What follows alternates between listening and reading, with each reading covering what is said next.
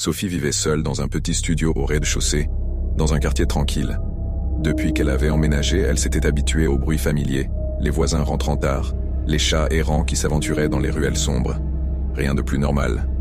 Mais cette nuit-là, à 3 heures du matin, un bruit étrange la réveilla. 3 coups secs, presque calculés, frappèrent de sa porte d'entrée. Toc, toc, toc.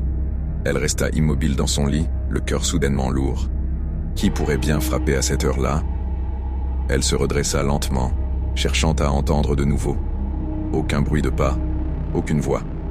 Juste un silence lourd et oppressant, comme si le monde extérieur avait disparu.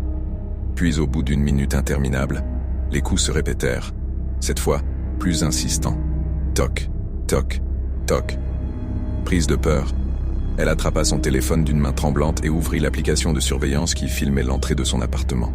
Elle aperçut une silhouette, un homme, immobile, la tête baissée, ses mains posées sur sa porte, frappant avec une lenteur inquiétante.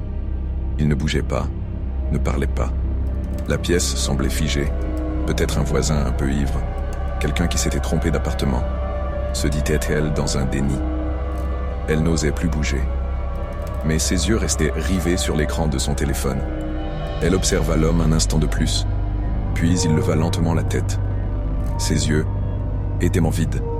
Un rictus déformé, trop large, se dessina sur son visage. Un sourire figé, comme s'il prenait plaisir à faire peur à Sophie. Sophie recula en se repliant sur elle-même, le cœur battant à tout rompre. Ses mains étaient montées moites. Elle s'apprêtait à appeler la police, mais son téléphone vibra à nouveau. Le message était simple et terrifiant. « Pourquoi tu ne viens pas ouvrir ?» Elle éteignit son téléphone d'un geste tremblant.